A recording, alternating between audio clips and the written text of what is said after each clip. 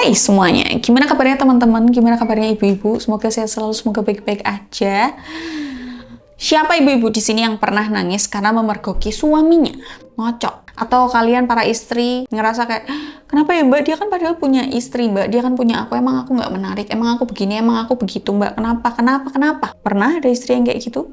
Kenapa mereka lebih memilih di kamar mandi sih mbak, dengan sabun, dengan tangan, dengan nonton, dengan apapun itu? Padahal kita di kasur yang sama, tidurnya bareng, kenapa nggak dia minta aku mbak? Tenang, aku di sini akan mewakili laki-laki dan menjelaskan ke kalian para perempuan. Tapi aku tidak akan membela salah satu pihak. Jadi dengerin video ini baik-baik sampai akhir. Ketika suami terpergok, masturbasi sendiri, apapun caranya, apapun medianya, dimanapun tempatnya, gimana pun dia caranya, para laki-laki ini, istri mungkin ketika memergoki itu, dia akan overthinking, akan mempertanyakan, apa aku udah nggak cantik lagi, apa aku nggak muasin, apa aku udah nggak seleranya dia lagi, apa dia sebenarnya udah bosen, apa dia mau selingkuh, pikirannya udah kemana-mana pasti. Ya kan? Padahal buat cowok belum tentu. Mungkin iya, tapi belum tentu. Kita pikir positifnya. Fenomena kayak gini, cowok kepergok ini tadi, ngocok dewean, itu bukan melulu karena nggak puas sama istrinya. Biasanya cowok kayak gini itu ada alasan teknis. Kenapa kok bilang teknis? Dengerin. Ini tuh kayak, ini yang aku maksud adalah dia ngocok sendiri itu tadi ya, yang akhirnya kepergok kamu. Itu kayak needs-nya cowok, kebutuhan cowok yang mendesak, yang harus terrealisasikan. Jadi hari ini kita akan bongkar kenapa kok itu bisa terjadi, dan sampai di titik mana itu jadi bahaya buat pernikahan kalian. Alasan cowok ngocok dewean yang nomor satu adalah bukan karena alasan yang kalian para wanita pikirin, tapi soal efisiensi waktu, cepet dan praktis. Kenapa kok bisa dibilang cepet dan praktis? Mbak, kalau sama cewek, kalau sama bojone kan ya cepet, be praktis toh, gara dibuka lebok ke. Apa iya? Mari kita bahas. Seks sama istri itu ibarat sebuah peristiwa. Kenapa aku bilang peristiwa? Butuh emosi, butuh foreplay, butuh tenaga, butuh durasi yang pas, butuh menyamankan istri, butuh membuat istri merasa aku bukan cuma dipakai doang terus dibuang. Banyak persiapannya ketika seks sama istri. Karena itu sebuah peristiwa. Nah kadang cowok itu habis kerja ribet, capek, dia butuh nih sesuatu yang mendesak harus dikeluarin biar dia bisa istirahat. Dia cuman butuh ngerilis hormon dopaminnya doang, tok til, tanpa harus mikirin tetek bengek yang lain. Dia itu cuman butuh keluar secepat kilat, tanpa harus mikirin kepuasan orang lain, tanpa harus mikirin orang lain udah keluar apa belum, tanpa harus mikirin perasaan orang lain, hatinya, keenakannya, dan lain sebagainya. Dia cuman butuh keluar dengan cepat. Dia mungkin cuman butuh 5 menit, rilis, tidur. Dia cuman butuh itu. Ibaratnya gini, kalau seks sama istri yang tadi aku bilang sebuah peristiwa, itu kayak gala dinner. Butuh reservasi tempat, butuh dress up yang bagus, pakai parfum, dandan, nyiapin hadiah, nyiapin kado, manner, makannya, dan serangkaian acaranya. Itu seks sama istri. Sedangkan ini, yang tadi mbok pergoi kui mau,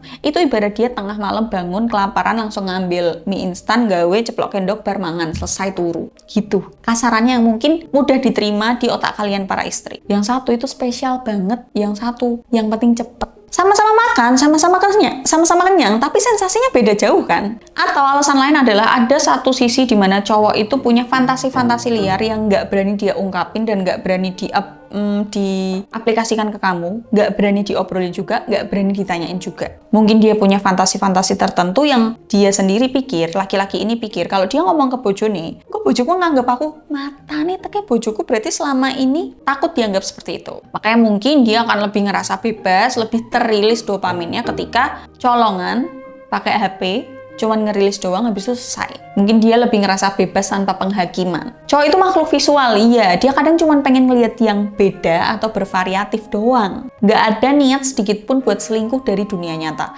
Kayak, ya wis cuman pengen tok, wis bar. Tapi inget nih, buat kalian para bapak-bapak, cowok-cowok, inget perkataan ini, inget bagian ini baik-baik. Kalau kamu lebih sering eksplorasi handphonemu atau file-file yang tidak nyata itu daripada eksplorasi tubuh istrimu sendiri, itu tandanya kamu lagi ngebangun tembok tinggi, tebal, kokoh di dalam pernikahanmu sendiri. Bukan melindungi dari dunia luar, enggak, tapi pembatas antara kalian berdua. Kamu itu akan jadi semakin jauh sama pasanganmu, sama orang yang tidur bareng kamu setiap malam. Makin jauhnya secara mental, emosional, semuanya. Lama-kelamaan tembok itu akan makin tinggi, makin kuat, makin kokoh. Ini fakta pahit yang sering dirasakan para pasutri gitu ya. Libido kalian tuh nggak cocok. Yang satu lagi pengen, yang satu enggak. Yang satu lagi pengen main, yang satu pengen tidur. Belum sinkron. Dan ini bahaya. Mungkin pas istri lagi capek, belum jagain anak, kesel banget Ki ya. tapi bojomu libidonya lagi tinggi. Akhirnya apa? Nyari kesenangan di luar. Kenapa banyak cowok yang mikir, daripada aku njaluk bojoku kok ribut, ngelihat dia hari pertama mens atau udah tanda-tanda mau mens, anakku cek rewel, wah kini aku njaluk ketoke. Karena apa? Di pikirannya laki-laki seperti ini, kalau aku minta, padahal bisa dirubah. Daripada aku minta, ya udah mending tak selesain sendiri. Mindsetnya nih nggak bener.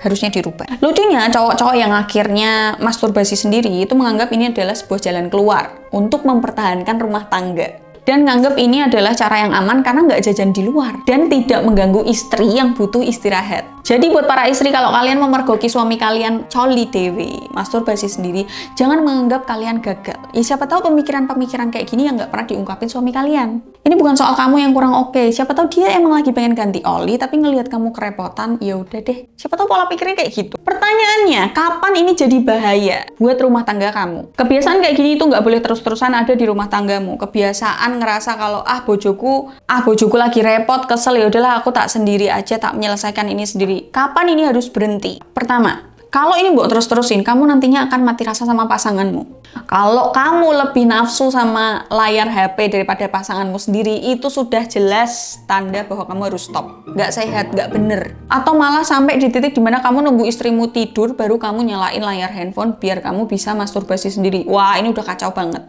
Salah kelakuanmu, mandek kok saiki cuk. Kedua, disfungsi ereksi. Kalau kamu udah keseringan main sendiri, entah itu pakai layar handphone, enggak mbak, aku nggak pakai layar HP, cuman pakai sabun bolong, atau enggak mbak, aku cuman pakai dipan kasur, atau apapun itu deh, kamu masturbasi sendiri, dan kamu udah nggak nafsu lagi sama pasanganmu, atau malah nggak bisa ereksi ngelihat pasanganmu, itu udah tanda bahaya banget. Karena apa? Kamu kebiasaan pakai cangkraman tangan yang luar biasa kuat. Ini tuh bisa mecahin telur, mecahin semangka, mecahin gelas. Mbok sandingke sama vagina bojomu yang lembut banget. Jelas sensasinya beda. Akhirnya apa? Kamu susah keluar pas sama pasangan. Ketiga, kamu sudah menjauh secara emosional. Kamu udah males untuk nge-explore istrimu. Kamu udah males untuk cari tahu apa yang dia suka, apa yang bikin dia nafsu, bagian dari tubuhku mana yang bikin dia nafsu, momen apa yang bikin istriku nafsu. Kamu udah malas nyari tahu hal-hal yang menyenangkan kayak gitu. Karena apa? Handphonemu lebih cepat, lebih bikin kamu males. Jangan sampai kebiasaanmu ngocok sendiri atau masturbasi sendiri itu ngerusak respect di rumah tangga kalian. Membangun tembok yang kokoh dan tinggi besar itu tadi. Jadi buat para suami, mulai detik ini, mulai dari kalian nonton video ini, cobalah jujur sama istrimu. Wanita, tak kasih tahu, wanita itu lebih gampang menerima kok, asal kamu jujur.